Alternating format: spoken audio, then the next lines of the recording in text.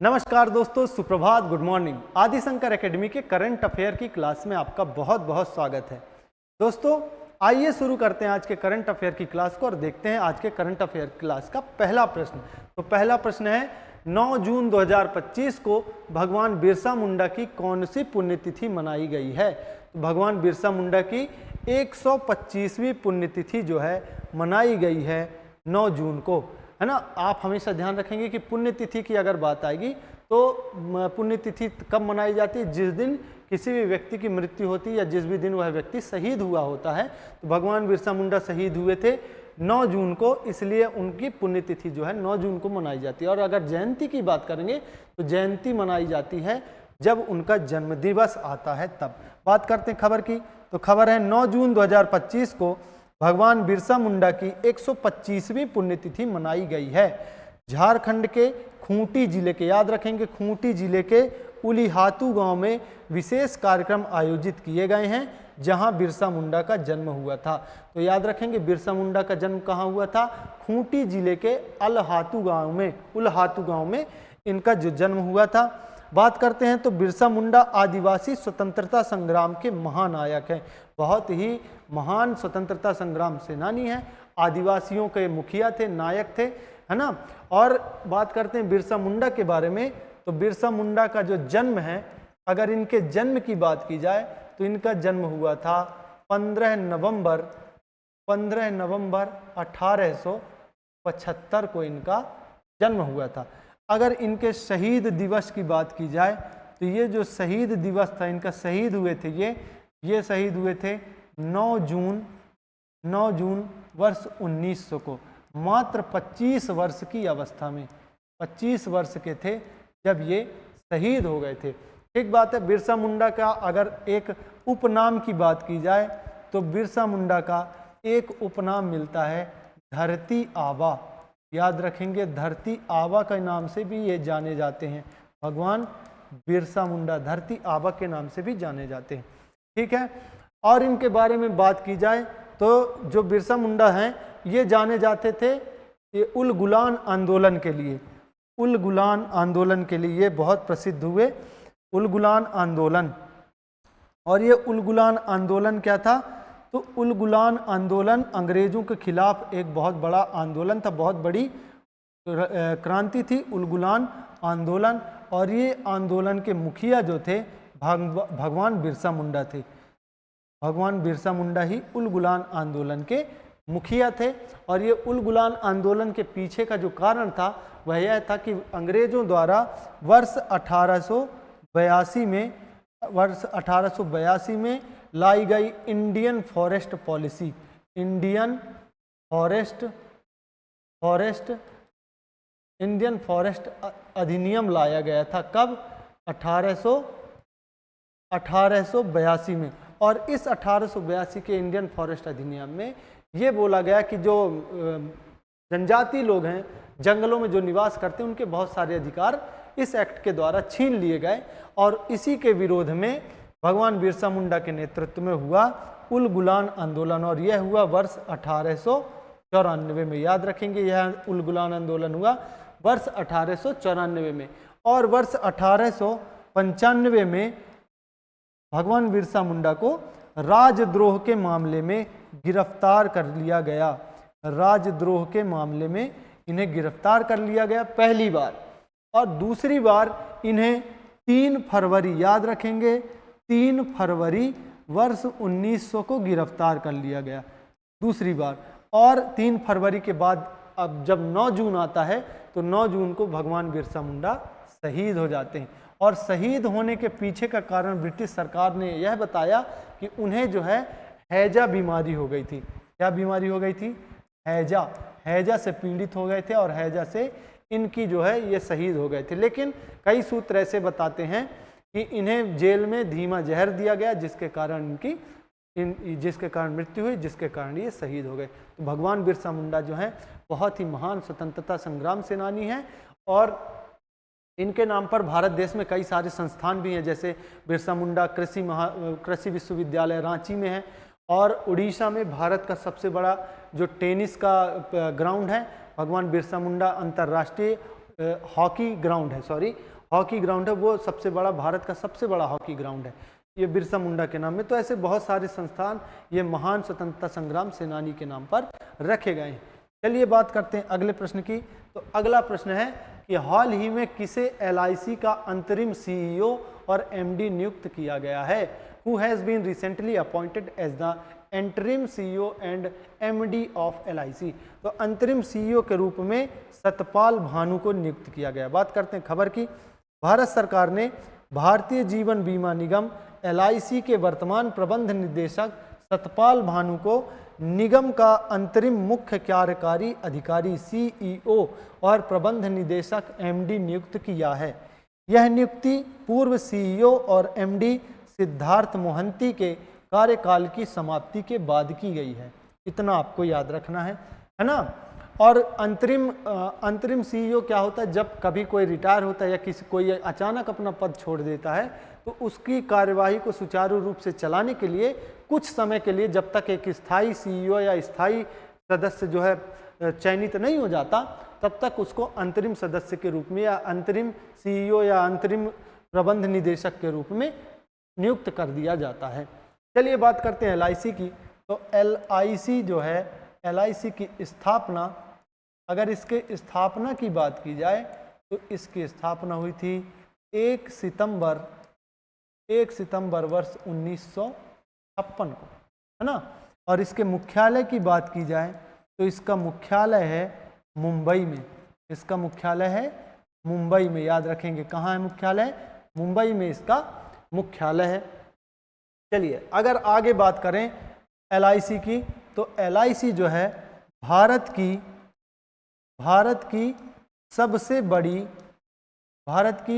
सबसे बड़ी सरकारी बीमा कंपनी है।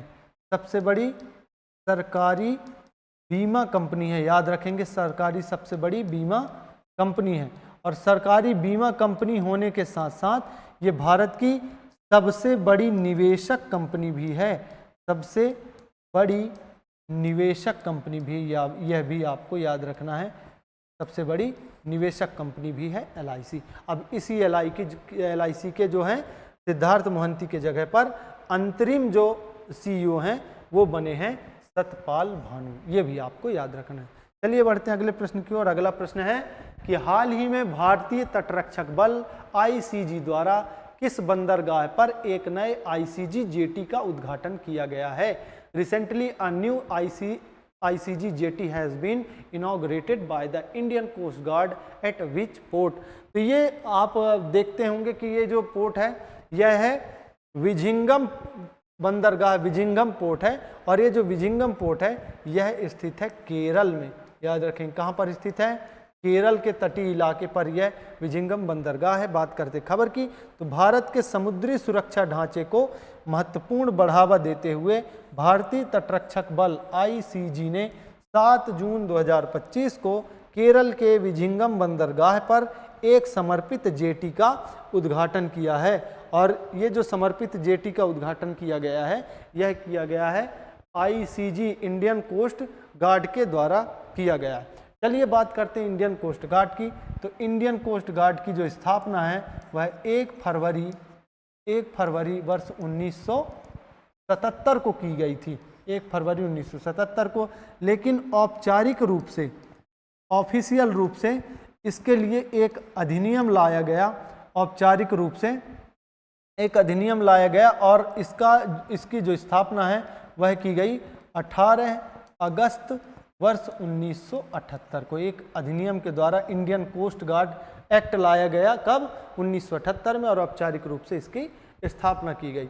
अगर बात करें इसके मुख्यालय की, तो इसका जो मुख्यालय है वह है नई दिल्ली में। याद रखेंगे इसका मुख्यालय नई दिल्ली में है। और इसके महानिदेशक की अगर बात की जाए तो इसके जो महानिदेशक हैं इस समय पर वह कौन हैं? वे हैं वीरेंद्र सिंह, DG, याद रखेंगे, डायरेक्टर जनरल हैं, डायरेक्टर जनरल DG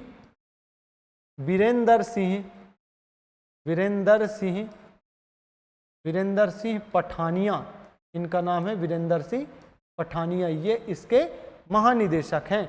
और इसके आदर्श वाक्य की बात की जाए तो ICG का आदर्श वाक्य है, आदर्श वाक्य वयम रक्षामः, वयम रक्षामः, इसका आदर्श वाक्य है वयम रक्षामः। इतना आपको याद रखना है। और ये विझिंगम बंदरगाह की भी बात कर लेते हैं। तो ये जो है सबसे गहरा ट्रांसशिपमेंट, याद रखेंगे, सबसे गहरा ट्रांसशिपमेंट बंदरगाह है, बंदरगाह है भारत का सबसे गहरा ट्रांसशिपमेंट बंदरगाह है। और सबसे गहरा ट्रांसशिपमेंट बंदरगाह होने के कारण इसका जो ब्रेक वाटर है, ब्रेक वाटर की गहराई है 28 मीटर। इसके ब्रेक वाटर की गहराई सबसे अधिक है पूरे भारत में, 28 मीटर, लगभग 9 मंजिला इमारत जितनी इसकी ब्रेक वाटर की गहराई है। और ये भारत का सबसे गहरा ट्रांसशिपमेंट बंदरगाह है और सबसे पहला जो है स्वचालित बंदरगाह भी है विझिंगम बंदरगाह। यह भी आपको याद रखना है। चलिए बढ़ते हैं अगले प्रश्न की ओर। तो अगला प्रश्न है कि ब्रिक्स शिखर सम्मेलन 2026 की मेजबानी कौन सा देश करेगा? Which country will host the BRICS summit 2026? तो ये जो ब्रिक्स 2026 की मेजबानी है वह हमारा प्यारा देश भारत करेगा, इंडिया करेगा, है ना। बात करते हैं खबर की। तो भारत 2026 में ब्रिक्स समिट की मेजबानी करेगा। वह भारत ने वर्ष 2012, वर्ष 2016, वर्ष 2021 और अब वर्ष 2026 में चौथी बार होगा ऐसा जब भारत इसकी मेजबानी करेगा। किसकी? ब्रिक्स की मेजबानी करेगा। लेकिन अगर बात की जाए वर्ष 2025 की, तो वर्ष 2025 में भी यह जो सम्मेलन है वह होना है। और यह जो सम्मेलन है यह होगा ब्राजील में होगा। और ब्राजील में होगा भी अगले महीने 6 से 7 जुलाई को होगा। 6 से 7 जुलाई को होगा। कहाँ पर होगा? ब्राजील में होगा। और ये जो ब्राजील में होगा ये होगा 17वां संस्करण, 17वां सम्मेलन होगा। और ये जो भारत में होगा ना वर्ष 2026 में, यह होगा 18वां सम्मेलन होगा जो भारत में होगा वर्ष 2026 में। चलिए बात करते हैं ब्रिक्स की। ब्रिक्स की बात करें अगर, तो ब्रिक्स जो है विश्व की 5 उभरती हुई अर्थव्यवस्था वाले देशों का समूह है। ये आपको याद रखना। कौन कौन से देश हैं? तो बी से देखते हैं। तो बी से है ब्राजील, आर से है रूस, आई से है इंडिया या भारत, सी से है चीन और एस से है साउथ अफ्रीका या दक्षिण अफ्रीका जो है इसके देश हैं। तो इससे पहले जब इसकी स्थापना हुई थी वर्ष 2006 में, वर्ष 2006 में इसकी स्थापना हुई थी। तब इसमें 4 ही देश थे, साउथ अफ्रीका नहीं था। लेकिन साउथ अफ्रीका इसका सदस्य बना वर्ष 2010 में। और हालांकि अब तो यह ब्रिक्स प्लस के नाम से जाना जाता है क्योंकि अब 5 से अधिक देश इसमें शामिल हैं। तो इसकी स्थापना हुई वर्ष 2006 में। और इसके पहले सम्मेलन की बात की जाए तो इसका पहला सम्मेलन जो था वह हुआ था वर्ष 2009 में। और वर्ष 2009 में यह सम्मेलन हुआ था रूस में। पहला सम्मेलन कहाँ हुआ था? रूस में पहला सम्मेलन वर्ष 2009 में हुआ था। तो ब्रिक्स देश जो है 5 ऐसी अर्थव्यवस्थाओं वाले देश का समूह है जो कि उभरती हुई है। चलिए, और वर्ष 2025 की मेजबानी ब्राजील करेगा, वर्ष 2026 की मेजबानी भारत करेगा। बढ़ते हैं अगले प्रश्न के बारे में। और अगला प्रश्न है कि हाल ही में अंतर्राष्ट्रीय अभिलेखागार दिवस कब मनाया गया है? तो यह अभिलेखागार दिवस मनाया गया है 9 जून को। बात करते हैं खबर की। तो हर साल 9 जून को इंटरनेशनल आर्काइव डे के रूप में मनाया जाता है। यह दिन हमारे समाज में अभिलेखों और अभिलेखागारों की महत्वपूर्ण भूमिका के बारे में जागरूकता बढ़ाने के लिए समर्पित है। तो अभिलेखागार होते क्या हैं? अभिलेखागार ऐसी स्थान में होते हैं या ऐसी जगह होते हैं जहाँ पर बहुत पुरानी इतिहास की लिपियों को और दस्तावेजों को सुरक्षित रखा जाता है ना। बात की जाए भारत की, तो भारत का सबसे बड़ा अभिलेखागार भारत का सबसे बड़ा अभिलेखागार वह कहाँ पर स्थित है? तो सबसे बड़ा अभिलेखागार स्थित है कोलकाता में। कहाँ स्थित है? कोलकाता में। और इसका नाम क्या है? तो इसका नाम है भारतीय राष्ट्रीय अभिलेखागार। भारतीय राष्ट्रीय अभिलेखागार। और यह सबसे बड़ा अभिलेखागार है भारत का। और ये जो अभिलेखागार है ये अंग्रेजों द्वारा स्थापित किया गया था। इंपीरियल नाम था इसका पहले, और इसको स्थापित किया गया था 1811 में, है ना। तब से ये चला आ रहा है और अब इसका नाम है भारतीय राष्ट्रीय अभिलेखागार, और ये भारत का सबसे बड़ा अभिलेखागार। बात करते हैं अगले प्रश्न की। तो अगला प्रश्न है, हाल ही में किस भारतीय को आईसीसी हॉल ऑफ फेम में शामिल किया गया है?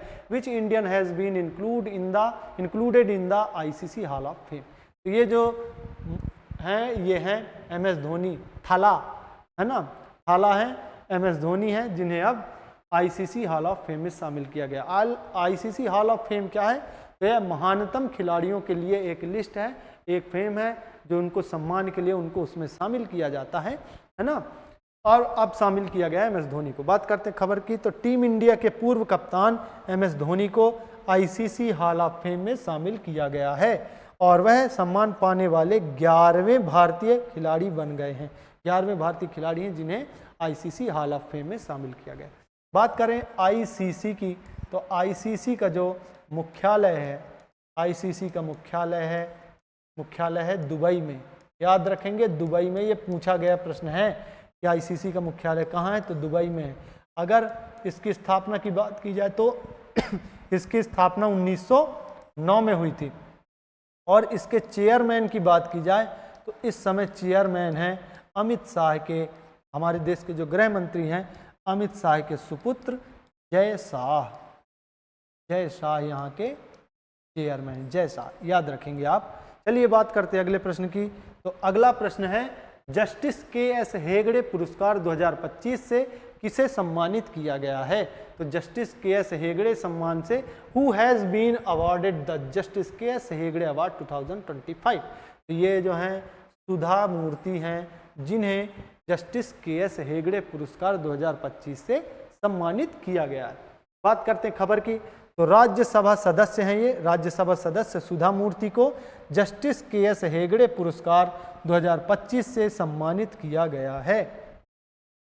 यह पुरस्कार justice K S. Hegde charitable foundation द्वारा दिया जाता है, जो कि सुप्रीम कोर्ट के पूर्व न्यायाधीश थे। सुधा मूर्ति शिक्षा, समाज सेवा, साहित्य और महिला सशक्तिकरण में उनके उल्लेखनीय योगदान के लिए ये जो है जानी जाती हैं। ये देखिए, ये सुधा कृष्ण मूर्ति है ना, इन्हीं सुधा मूर्ति को अब जो है जस्टिस के.एस. हेगड़े पुरस्कार से सम्मानित किया गया है।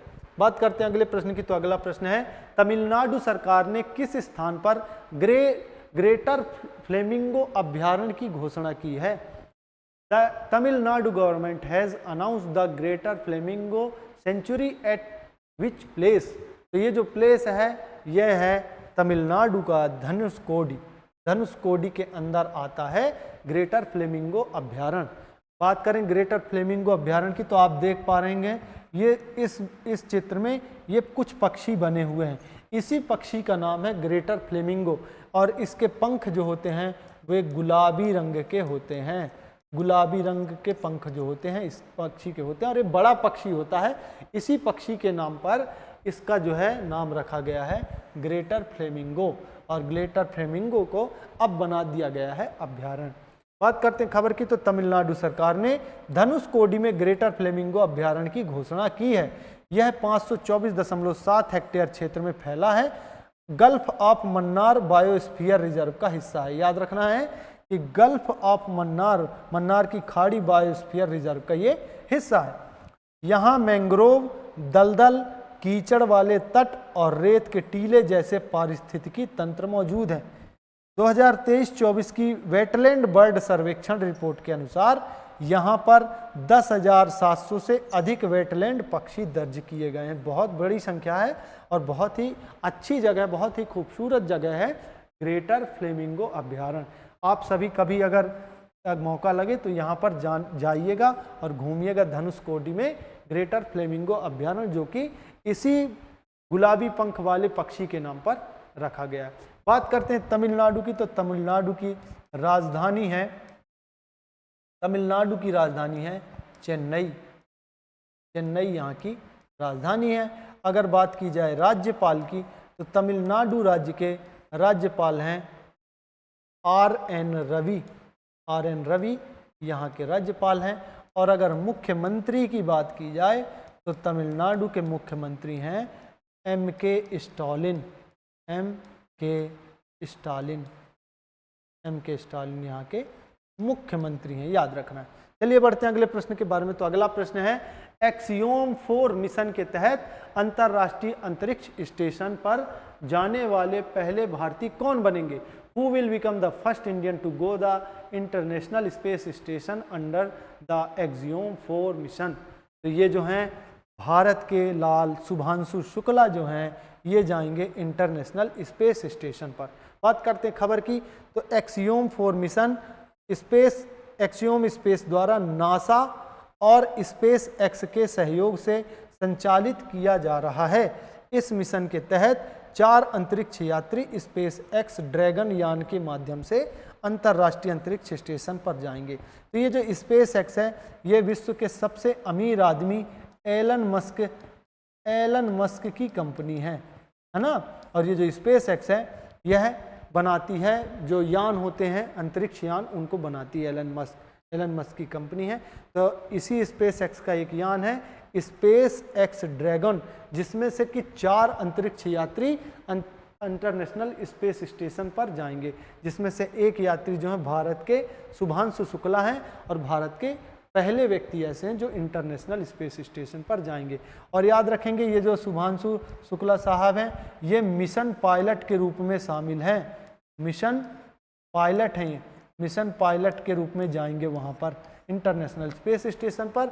इनके साथ साथ 3 और लोग भी जाएंगे, जो कि एक जो हैं वो मिशन के हेड होंगे और बाकी 2 जो हैं वो मिशन के विशेषज्ञ होंगे। तो भारत के शुभांशु शुक्ला, ये भारत में लखनऊ उत्तर प्रदेश से इनका संबंध है। लखनऊ उत्तर प्रदेश से। हालांकि सुनीता विलियमसन भी हैं जो जा चुकी हैं, लेकिन वो भारत की निवासी नहीं हैं, वो भारत के मूल की अमेरिकी निवासी हैं जो कि जा चुकी। चलिए बढ़ते हैं अगले प्रश्न के बारे में। अगला प्रश्न है कि हाल ही में अमेरिकी राष्ट्रपति डोनाल्ड ट्रंप ने कितने देशों के नागरिकों के अमेरिका में प्रवेश पर प्रतिबंध लगाने का आदेश लागू किया है? Recently US president Donald Trump has implemented an order banning the entry of citizens of how many countries into America. तो इस समय बहुत फुल फॉर्म पर चल रहे हैं डोनाल्ड ट्रंप, और फैसले पर फैसले, कड़े फैसले लिए जा रहे हैं, जिसके कारण इनके जो सहयोगी हैं एलन मस्क, उन्होंने भी इस्तीफा दे दिया है। और बात करते हैं खबर की, तो खबर है कि अमेरिकी राष्ट्रपति डोनाल्ड ट्रंप का 12 देशों के नागरिकों के अमेरिका में प्रवेश पर प्रतिबंध लगाने का आदेश सोमवार 9 जून से लागू हो गया है। नवीनतम यात्रा प्रतिबंध से कौन कौन से देश? अफगानिस्तान, म्यांमार, चाड, कांगो गणराज्य, Equatorial Guinea, Eritrea, Haiti, Iran, Libya, Somalia, Sudan और यमन प्रभावित होंगे। इन 12 देशों पर इन्होंने प्रतिबंध लगा दिया। और भी बहुत सारे देश हैं जिन पर आंशिक प्रतिबंध इन्होंने लगाया है, और प्रतिबंध पर प्रतिबंध लगाते जा रहे हैं। विभिन्न कंपनियों पर टैरिफ बढ़ाते जा रहे हैं और ऐसे निर्णय लेते जा रहे हैं जो कि बहुत कड़े हैं। तो इस प्रश्न का सही उत्तर है 12 देश ऐसे हैं जिन पर अमेरिका पर प्रवेश करने के लिए पूर्णतः प्रतिबंध लगा दिया गया है। तो दोस्तों, आज के करंट अफेयर की क्लास में इतने ही प्रश्न थे। आप सभी का इस वीडियो के अंत तक बने रहने के लिए बहुत बहुत धन्यवाद। हम ऐसे ही प्रश्न, इंटरेस्टिंग चीज़ें और इंटरेस्टिंग खबरें, आपकी परीक्षा उपयोगी तथ्य आपके साथ लाते रहेंगे, और परीक्षा उपयोगी ऐसे ही अलग अलग कॉन्सेप्ट आपको समझाते रहेंगे। वीडियो को लाइक करें, वीडियो पर कमेंट के माध्यम से अपने सुझाव दें, और हमारी वीडियो को बहुत अधिक से अधिक लोगों तक शेयर करें। आप सभी का पुनः बहुत बहुत धन्यवाद। जय हिंद, जय भारत।